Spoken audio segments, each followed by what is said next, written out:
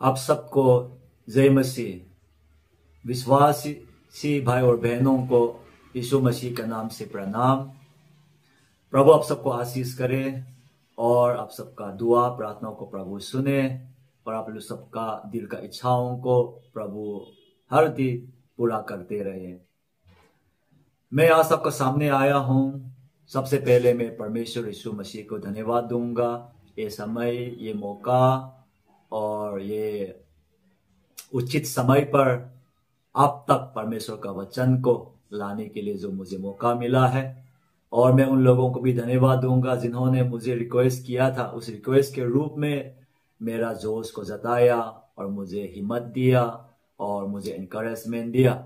उनमें से कोई एवेंजलिस्ट दोस्त है, कोई पास्टर दोस्त है और कोई अच्छा विश्वासी जो मुझे प्रेम रखने वाला लोग हैं। आप सभी को मैं दिल से धन्यवाद देता हूँ। दोस्तों ने मुझे ये भी बताया कि कुछ टॉपिक भी दिया था कि इन टॉपिक पर प्रभु का वचन बताइए, इन टॉपिक पर आप बातें करिए, लेकिन हर टॉपिक को मैं आज एक ही बार में नहीं कर पाऊंगा। फिर भी मैं कोशिश करूंगा कि आज उनमें से एक टॉपिक को लेकर, और ये हमारा शुरुआत भी है और परमेश्वर का आशीष हम पर बना रहेगा। और इसी तरह हम वीडियो का माध्यम से परमेश्वर का वचन एक दूसरे के साथ बांटने का उम्मीद ही रखते हुए आज यहाँ से हम शुरू करेंगे। और मैं उम्मीद करूंगा कि आप अंत तक हमारे साथ बना रहेंगे और जो विश्वास में कमी है और जिनको सहारा की जरूरत है और जिनको वचन सुनने की जरूरत है, उन तमाम लोगों तक आप इस वीडियो को शेयर करके पहुंचाएंगे। और इसी तरह परमेश्वर का सत्य वचन पर हम सब एक साथ मिलके आगे बढ़ेंगे और इसी तरह प्रार्थना में याद रखते हुए और परमेश्वर का आत्मा का अभिषेक के साथ आज का हमारा टॉपिक है सब्बात को लेकर या शनिवार को लेकर। क्योंकि हमारे बीच में बहुत लोग आकर ये कहते हैं कि संडे नहीं मनाना चाहिए, क्योंकि संडे इंसानों के द्वारा निकला हुआ या उत्पन्न हुआ दिन है। तो उनका कहना है कि संडे जो है मार्क ऑफ द बीस्ट या तो मसीह विरोधी का चिन्ह है, मसीह विरोधी के द्वारा आने वाला निकला हुआ ये दिन है, इसलिए ये अशुभ है और इसको हम नहीं मना सकते हैं। और ये भी कहते हैं कि यदि कोई ये संडे को मनाता है तो वो अंतिक्राइस्ट का गुलाम है, अंतिक्राइस्ट का पक्ष में है, इसलिए उनका नष्ट होना तय है, ये कहते हैं। और साथ साथ में फिर हमें ये सिखाने लग जाता है कि परमेश्वर का दिया हुआ दिन, पवित्र दिन तो शनिवार होना चाहिए। और शनिवार को अगर गिरजा नहीं करोगे तो आपका प्रार्थना, आपका दुआ, आपका विनती और आपका सभा जो है परमेश्वर का ओर से स्वीकार करने के योग्य नहीं होगा, ये हमें कहते हैं।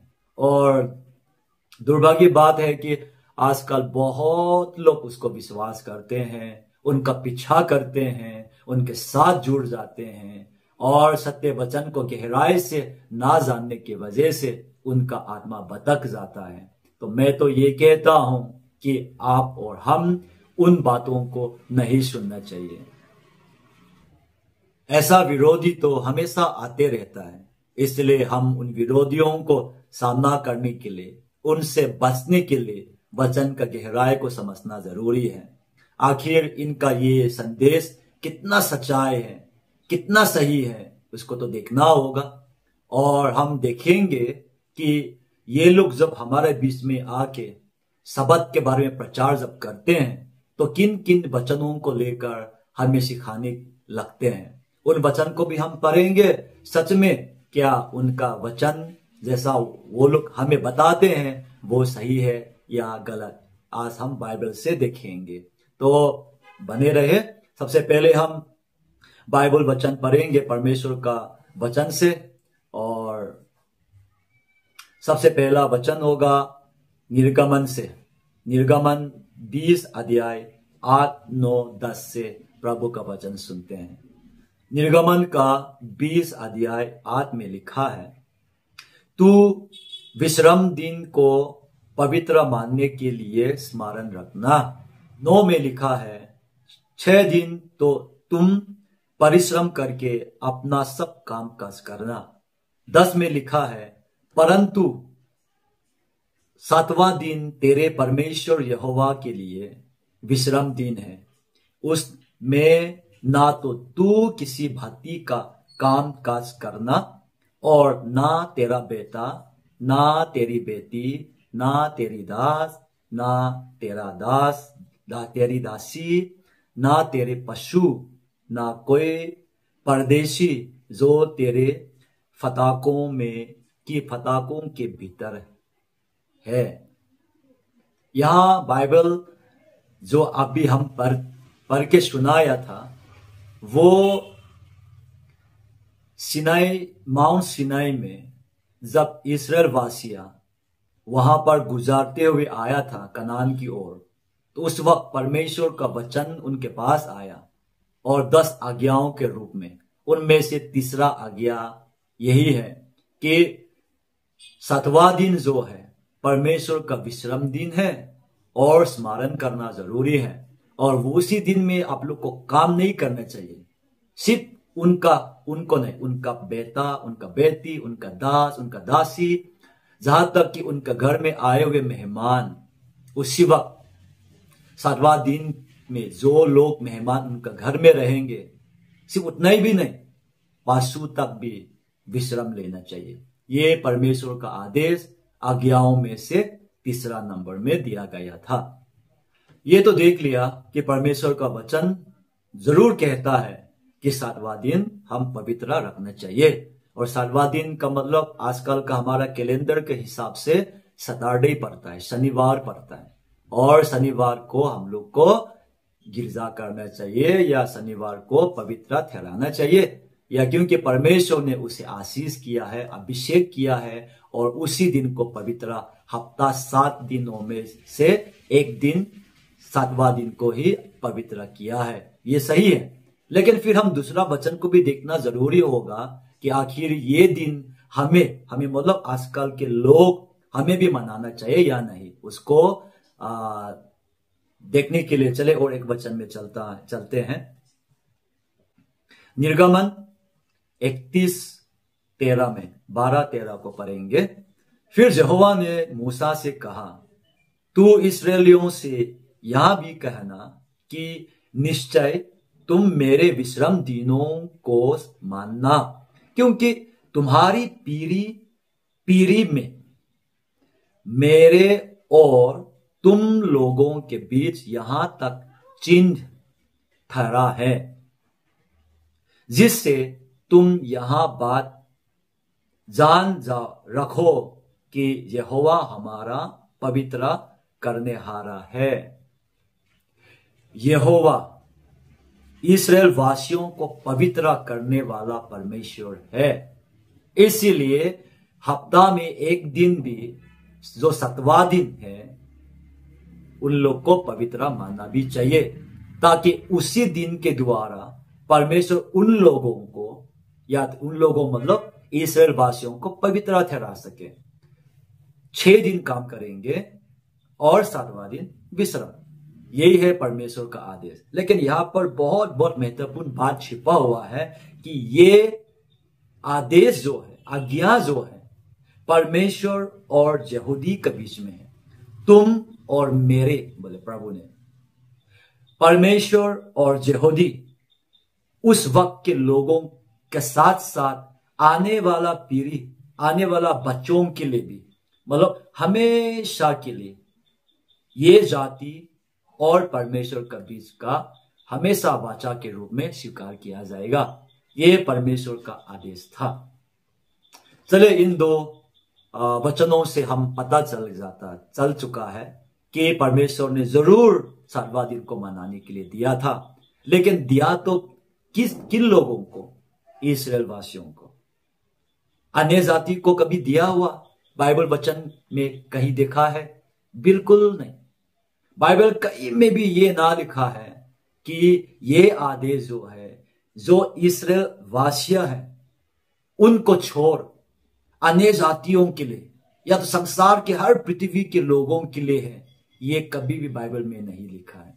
सिर्फ उनके लिए है उस वक्त जो माउंट साइनाई की ओर गुजारते हुए कनान देश की ओर चल रहा था, उनके लिए है, ताकि कनान पहुंच जाए और वहां 7वां दिन को पवित्र मनाए। फिर आने वाला पीढ़ी, आने वाला कल, आने वाला उनका संतान और अनंत काल के लिए जब तक ये लोग जाति के रूप में रहेंगे, तो ये 7वां दिन को उनको निभाना और मानना जरूरी होगा। ये प्रभु का आदेश था। लेकिन आजकल प्रचार करने वाले लोग का मानना है कि ये वचन सिर्फ इस्राएल के लिए नहीं है, हर दुनिया का जाति के लोगों के लिए है। हर कोई इसको निभाना है, हर कोई इसको मानना है।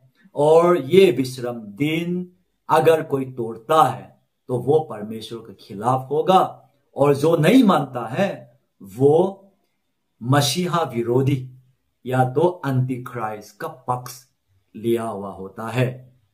ये उनका कहना है। लेकिन ये उनका दावा कितना तक सच है? क्योंकि यदि हर पृथ्वी के लोगों के लिए होता तो अब्राहम को भी मिलना चाहिए, इसक को भी मिलना चाहिए, जोसेफ को भी तो मिलना चाहिए। कितना अच्छा अच्छा लोग, महान विश्वासी लोग थे जो गुजर चुके हैं। उनका बुजुर्ग जितनी भी अच्छे विश्वासी होकर गुजर चुके थे, उनके पास तो परमेश्वर ने कहीं भी नहीं कहा। लेकिन व्यवस्था जब दिया था परमेश्वर ने, व्यवस्था का बीच में 3 नंबर में ये बात आ चुका है उनके पास कि तुम आज से इसको मानोगे। जिस दिन दिया था उसी दिन से सिर्फ और सिर्फ उन जातियों के लिए ही दिया गया है। ये बात हमेशा याद रखना जरूरी है। तो सवाल यह होता है कि अगर विश्राम दिन जो है, 7वां दिन जो है, सिर्फ और सिर्फ रेगिस्तान में मिस्र देश से कनान की ओर आने वाला अब्राहम के शरीर में खून का रिश्ता है, उन लोगों में अगर दिया गया है, तो क्या आप और मैं आज इस्राएल में से गिनती किया जाता है या नहीं? आप कौन सा जाति से हैं? मैं कौन सा जाति से हूं? हम तो अन्य जाति हैं। बाइबल का भाषा से, बाइबल का हिसाब से आप और मैं अन्य जाति हैं। इस्राएल से बहुत बहुत दूर खोया हुआ जाति, बिगड़ा हुआ जाति, जिसके पास खुदा ही ना हो, जिसके पास जीवित परमेश्वर ही ना हो, ऐसा जाति में से है हम। इसलिए ये आज्ञा हम पर लागू नहीं होता है। खास करके पूरा का पूरा 10 आज्ञाएं हम पर अभी लागू नहीं है, होना भी नहीं चाहिए, क्योंकि हम विश्वासी है यीशु मसीह के द्वारा, व्यवस्था के द्वारा नहीं, बल्कि यीशु मसीह के द्वारा ही हम विश्वासी बने हैं। ये बात आगे चल के हम थोड़ा सा और बात करेंगे। लेकिन इस वक्त फिर हम वापस लौट के आते हैं।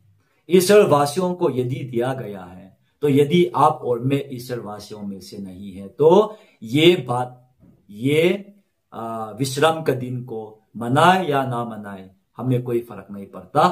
और हमें मनाने के लिए नया नियम में भी ऐसा आदेश नहीं मिला है।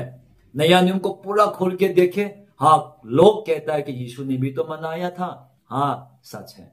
छेला लोग ने भी मनाया था, हाँ ये सच है। लेकिन कितना तक सच है ये भी जानना तो जरूरी होगा, क्योंकि जब तक यीशु संसार में आया था तब तक नया नियम तो शुरू ही नहीं हुआ था।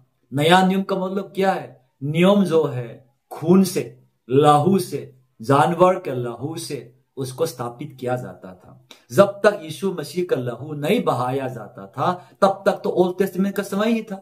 यीशु सेवा किया, संसार में आया, जब तक यीशु मसीह क्रूस में चराया ना गया था तब तक तो ओल्ड टेस्टामेंट का समय ही था। तो लोग क्यों नहीं मानेंगे उस वक्त? लेकिन जब से यीशु मसीह मरे हुए में से कब्रिस्तान से 3रा दिन जी उठा आत्मिक रूप में, तब से लेकर पेंटिकोस के दिन में कलीसिया उत्पन्न हुआ, और उसी दिन से लेकर आज तक ये दबाव, एक भी बाइबल वचन हमें नहीं बताया कि हमें सब्त रखना चाहिए, या तो 7वां दिन को निभाना चाहिए, या तो ये विश्राम दिन को पालन करना चाहिए। कभी भी ये ना लिखा है। अगर लिखा भी होगा ना, आप और मेरे लिए नहीं है, क्योंकि जैसा हम लोग ने पढ़ा है निर्गमन में, जितना भी विश्राम का दिन को विषय में लिखा है ना, हर वचन सिर्फ और सिर्फ इस्राएल वासियों को ही दर्शाता है, कभी आप और मेरे को नहीं। ये हमेशा याद रखिएगा। दूसरी पॉइंट और शायद आखिरी पॉइंट, उनका ये भी कहना है कि बाइबल कहता है कि ये परमेश्वर और उनका संतान का बीच में एक चिन्ह या तो मार्क या तो थप्पा की तरह है कि ये ना रहे तो वो परमेश्वर के लोग नहीं। इसलिए परमेश्वर की ओर से आया हुआ, परमेश्वर की ओर से उत्पन्न हुआ ये पवित्र दिन है। इसलिए कोई भी ये दिन को अपनाए या तो मनाए तो वो परमेश्वर की ओर से थप्पा लगा है या तो उनको चिन्ह मिला है, मार्क मिला है कि वो ये दर्शाता है कि वो परमेश्वर के लोग हैं। लेकिन ये वो में से ये वो का शब्द जो है सिर्फ और सिर्फ इस्राएल के लिए दिया था, इस्राएल और परमेश्वर का बीच में, कि ये परमेश्वर इस्राएल का ही है और ये इस्राएल परमेश्वर का संतान है। ये दर्शाने के लिए अनंत काल के लिए, हमेशा के लिए इन एक जाति और परमेश्वर का बीच का मार्क है, चिन्ह है। ये तो स्पष्ट बाइबल हमें भी बताता है।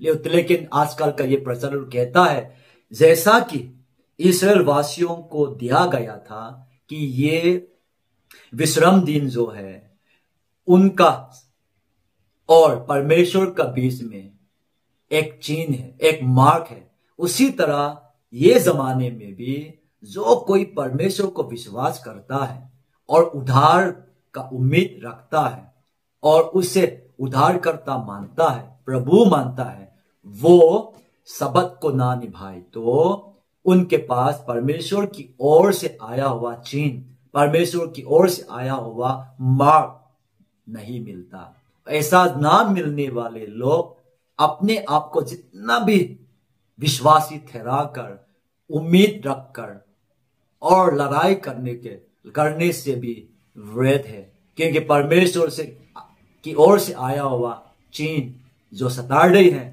वे ना मानता है, ऐसा उनका कहना है। ये उनका दावा कितना सच है ये जानने के लिए हमें फिर बाइबल नया नियम में जाना होगा।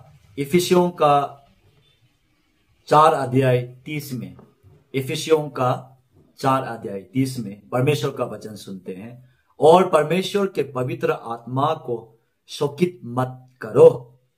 क्यों? क्योंकि जिससे तुम पर छुटकारे के दिन के लिए छाप दी गई है। क्योंकि वो आत्मा छुटकारे के दिन में जो हमें छाप देता है, छाप मतलब थापा, छाप, चिन्ह, उधार पाने का, छुटकारा का दिन मतलब उधार पाने का, मतलब जिस दिन परमेश्वर आएंगे उसी दिन जो लोग मरे हुए होंगे वो लोग कब्रिस्तान से दोबारा जिलाया जा सके, और जितने भी लोग हम में से जिंदा रहेंगे वो एक झलक में हमारे शरीर को बदलकर स्वर्गीय राज्य के रूप लेकर परमेश्वर का उद्धार के साथ हम बादलों में प्रभु के साथ मुलाकात कर सके। यही दिन का इंतजार ही तो है हम सबको। तो यही दिन के लिए हमको श्योरिटी कौन देता है? हमको आजकल का जमाने कहते हैं ना, वारंटी कौन देता है, गारंटी कौन देता है? तो यही गारंटी को दर्शाने के लिए हमें छाप चाहिए, चिन्ह चाहिए परमेश्वर की ओर से, वो इंसान का बनाया हुआ में से नहीं। इसलिए बाइबल इसलिए हमें बताता है कि परमेश्वर का पवित्र आत्मा को शोकित मत करो, चिंता में मत लाओ, परेशान मत करो, उसको नाराज मत करो। हम में जो आत्मा आया है, हम सब में जो पवित्र आत्मा प्राप्त किया है, उसको परेशान ना करें, उसका खिलाफ मत जाइए। आत्मा का विषय में, आत्मा के बारे में, आत्मा का इच्छाओं पे आपको हमको चलना जरूरी है, क्योंकि यही आत्मा जो है हमारा उद्धार का छाप, छुटकारे के दिन के लिए जो छाप परमेश्वर ने जो हमें दिया है, वो सबत नहीं, वो शनिवार नहीं, परमेश्वर का ये महान आत्मा, पवित्र आत्मा है, ये हमें बताता है। फिर दूसरा बाइबल भी फिर पढ़ेंगे चले फिर पढ़ के देखते हैं वहां लिखा क्या है। कोरिन्थियोस का दूसरा किताब 5 अध्याय 5 में, और जिसने हमें इसी बात के लिए तैयार किया है वहां परमेश्वर है। किस बात का तैयारी? उद्धार का तैयारी, सल्वेशन का तैयारी, मुक्ति जीवन का तैयारी, और परमेश्वर तक पहुंचने के लिए जो हमें धार्मिकता बनाते हैं, धार्मिकता रास्ता पर हमें ले चलते हैं। और इसी तरह हम सबको तैयार करने वाला वो आप और मैं नहीं, किसी और संस्था से भी नहीं है, लेकिन परमेश्वर खुद ही ने अपना इच्छाओं के द्वारा स्वर्ग राज्य प्रवेश करने के योग्य में आज हमें वचन के द्वारा, आत्मा के द्वारा बनाया है। फिर आगे ये लिखा है कि और जिसने हमें इसी बात के लिए तैयार किया है वहां परमेश्वर है, जिसने हमें बयाने में आत्मा भी दिया है। आमीन। वो कैसे? आत्मा देकर, है ना। तो बाइबल में नया नियम में आप और मेरे लिए, खास करके हम अन्य जाति भी है, यीशु मसीह के द्वारा ही आज विश्वास में ही अब्राहम का संतान कहलाया जाता है। और यदि वो आत्मा ना रहता तो हम परमेश्वर को कैसे पुकारेंगे, क्योंकि वो हमारा पिता कभी था ही नहीं। लेकिन जब आत्मा, जो संतान का आत्मा या मसीहा का आत्मा जो हम में प्रवेश हुई, तब उसी आत्मा ने हमें परमेश्वर को पिता पिता बोलकर पुकारने के लिए मदद करते हैं। और आज वही परमेश्वर है, उसके इच्छा के अनुसार जो हमें उद्धार के योग्य में तैयार किया, और उसी तैयारी के दौरान में हमें ये छाप दिया आत्मा, और यही आत्मा हमारा छाप है, और ये हम आत्मा परमेश्वर का निशान है, सबत नहीं। सबत तो परमेश्वर और इस्राएल वासियों का बीच में निशान है हमेशा के लिए कि तुम मेरे चुनाव हो, तुम मेरे लोग हो, तुम मेरे संतान हो। और इस्राएल वासियों के लिए उस छाप को, उस निशान को स्वीकार करना, ताकि वो पवित्र दिन को निभाना उनके लिए ये दर्शाने के लिए है कि हाँ प्रभु तुम हमारा खुदा है, ये ना। उसी तरह आज ये नया नियम में भी हमारा खुदा परमेश्वर है, जिन्होंने अपना इच्छा के द्वारा उन्होंने हमें प्रेम किया। हमने पहला प्रेम नहीं किया, उन्होंने प्रेम किया, और उसी प्रेम के जवाब में हमने भी उसको प्रेम करने का कोशिश किया। यही दौरान हमारा मदद करने के लिए कि और हमको उस जगह तक पहुंचने के लिए हमें योग्य ठहराने के लिए हम पर यह छाप दिया है पवित्र आत्मा। इसलिए यीशु ने कहा है, यदि कोई जल और आत्मा में जन्म ना ले तो वो स्वर्ग राज्य प्रवेश नहीं कर सकता। हमें वचन तो मिल चुका है, पालन भी करना है, लेकिन साथ साथ में परमेश्वर का पवित्र आत्मा जैसा पेंतिकोस्त के दिन में उतर आया था, वो आत्मा को पाकर अन्य भाषा बोलना चाहिए, और वो पवित्र आत्मा उतरते हमारे साथ रह जाता है। इसलिए पौलुस ने कहा है कि तुम में जो आशा है वो महान है, क्योंकि वो यीशु मसीहा का आत्मा के द्वारा है। आज हमारे अंदर में जो यीशु मसीहा है, ये आत्मा के रूप में है, और यही हमारे लिए छाप है, ये हमारे लिए स्वर्ग राज्य प्रवेश करने का गारंटी है कि ये आत्मा अगर ना रहे तो हमको स्वर्ग राज्य कौन ले जाएगा। हम अपने बल ताकत से तो वहां नहीं पहुंच पाएंगे। इसलिए बाइबल फिर रोमियो का 6 में ये लिखा है, यदि कोई पानी में यीशु का मृत्यु में अपना पुराना व्यक्ति को गराते हुए और वहां से जैसा पानी में उठता है, जैसा यीशु मसीह मृत्यु में से पवित्र आत्मा का सामर्थ के द्वारा जिलाया जाता है, वैसे ही हम भी पानी से उठने के बाद नया रीति से धार्मिकता की ओर आगे बढ़ने के लिए हमें भी आत्मिक जीवन में जिलाया जाता है।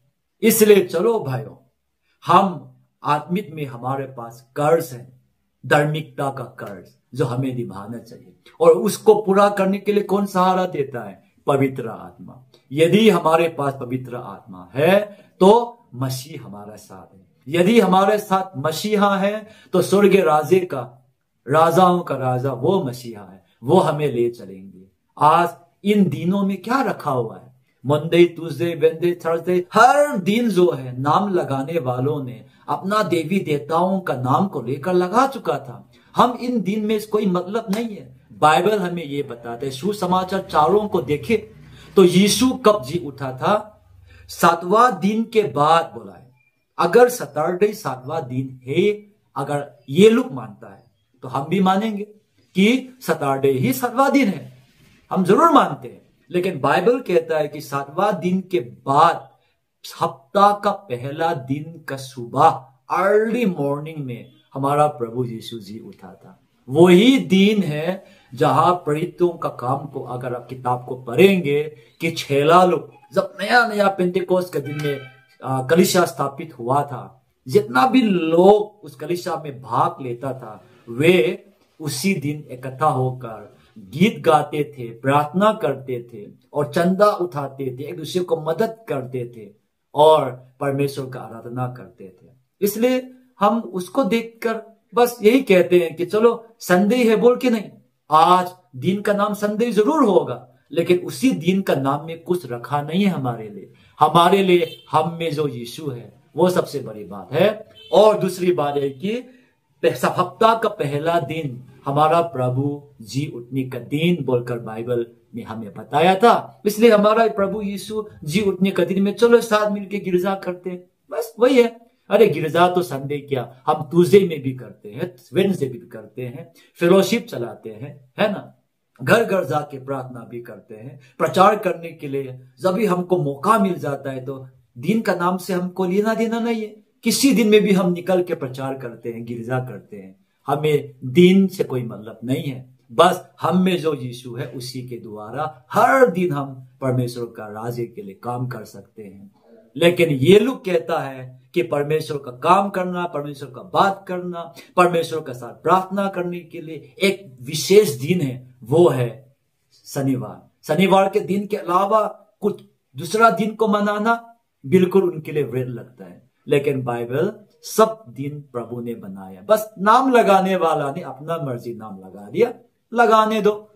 नाम लगाने में क्या है, बनाया दिन तो प्रभु ने है ना। इसलिए कोई भी दिन को लेकर आप परमेश्वर के साथ प्रार्थना कर सकते हैं, संगति चला सकते हैं, और बस यही है कि आपके पास परमेश्वर का वचन और परमेश्वर का आत्मा होना जरूरी है।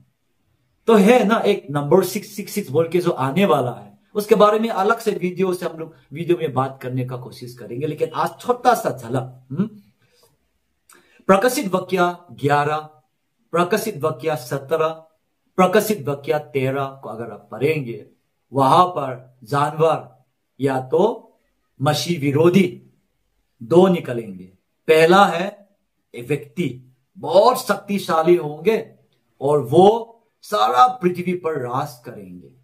ऐसा दिन आएगा कि वो पूरा दुनिया का इकोनॉमिक्स और ये रिलीजन, सोसाइटी और ये पॉलिटिक्स को वो काबू कर लेंगे।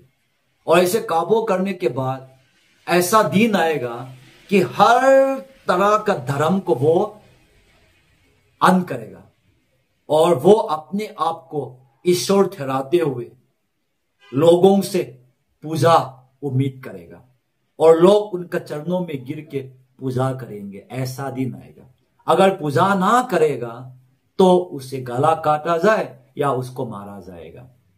ये बाइबल कहता है कि ये दिन जरूर आएंगे। उस दिन जब आएंगे ना, तब बाइबल ये कहता है कि उसी दिन उसको कहलाया जाएगा अंतिक्राइस्ट। और वो अंतिक्राइस्ट अपने लोगों को, क्योंकि अंतिक्राइस्ट है ना, अंति मतलब मसीह का विरोधी, मसीहा ने अपने लोगों को आत्मा के द्वारा निशान तो दे दिया है ना। इसको कॉपी करके उस वक्त जब वो राज करेगा तो अपना लोगों को गुलाम बनाते हुए उन लोगों को छाप देने के लिए, उन लोगों को निशान देने के लिए ये नंबर 666 बोलते हैं ना, 666 को इस्तेमाल करेंगे।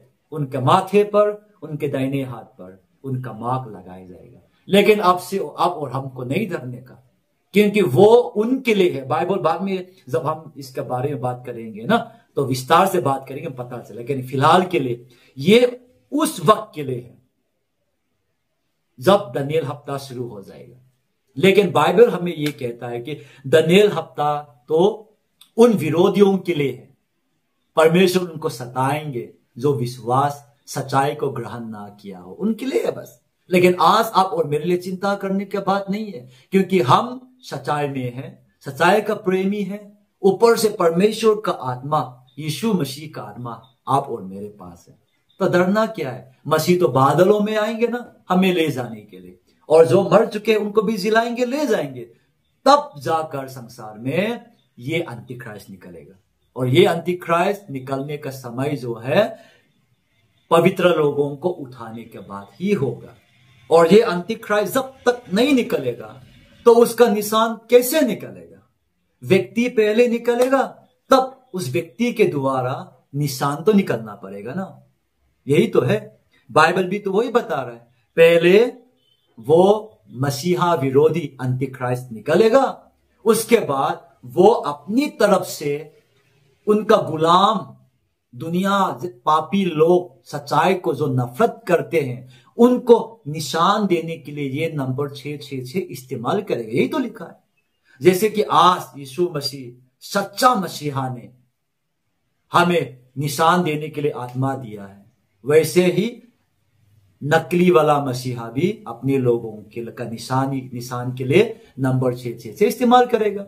आज ना जो लोग आकर प्रचार करता है कि संदेश जो है मसीह विरोधी अंतिक्राइस्ट का निशान है, तो उनको सवाल पूछे कि अंतिक्राइस्ट कौन है? बाइबल तो कहता है कि बाद में निकलेगा। जब निकला ही नहीं है तो भाई उसको यहां से लेके उसका निशान को ढूंढ के हम क्यों डरेंगे? और ऐसा डरने वाले लोग आधार कार्ड को डरते हैं, आधार कार्ड नहीं बनाना चाहते, बोलता है कि ये अंतिक्राइस्ट का नंबर है। कोई कोई तो आईडी कार्ड को भी डरते, कोई कोई रेशन कार्ड को डरते हैं। भाई इनको हम क्यों डरेंगे? अगर ये सच होता कि आधार कार्ड जो है मसीह विरोधी अंतिक्राइस्ट का नंबर है, ठीक है, तो आधार कार्ड का मालिक कौन है? बाइबल तो कहता है कि अंतिक्राइस्ट निकलेगा तब उसका निशान निकलेगा। तो जो भी निशान लेगा वो अंतिक्राइस्ट का है। आज अगर आधार कार्ड अंतिक्राइस्ट का है तो बताइए अंतिक्राइस्ट कौन है? जवाब नहीं है ना। इसलिए इन चीजों में ना सच्चाई को ना जानते हुए डरना नहीं है। इसलिए संडे मनाना, सैटरडे मनाना, मंडे बनाना किसी दिन में परमेश्वर करीब या दूर नहीं होता है। परमेश्वर करीब होना, दूर होना बस हमारा हृदय, हमारा विश्वास तय करेगा। इसीलिए संडे को गिरजा जाइए, संडे है बोल के नहीं, लेकिन परमेश्वर का जी उठने का दिन है बोलकर आप बेफिक्र होके पूरी आत्मा के साथ प्रभु का सेवा करें, गीत गाइए, संगति में शामिल हो जाइए। फिर जहां तक के निशान के बाद है, वो निशान तो हम लोग संसार को छोड़ के जाने के बाद ही यहां पर अंतिक्राइस्ट धरती में आएगा, वही निशान को शुरू करेगा।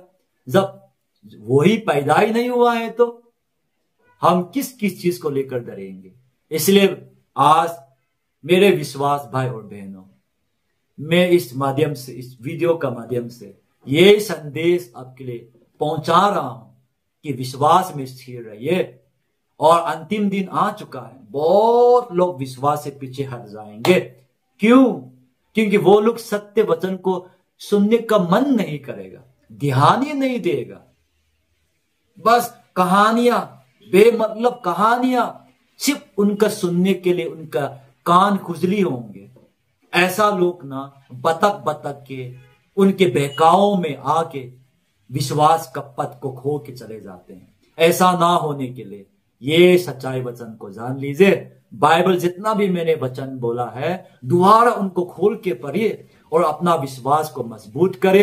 ऐसा लोग, तरह तरह का प्रचार करने वाले लोग निकलेंगे संसार में, अद्भुत काम भी करेंगे, चमत्कार भी करेंगे, लेकिन उन पर ध्यान ना दीजिएगा। यीशु परमेश्वर सिर्फ और सिर्फ सत्य वचन पर आधारित होकर आत्मा में हमारे साथ हमेशा रहता है, और वो एक दिन आएंगे और उनके साथ हम रहेंगे। यही वचनों के साथ, उम्मीद और प्रार्थना के साथ मैं यहां पर अंत करूंगा।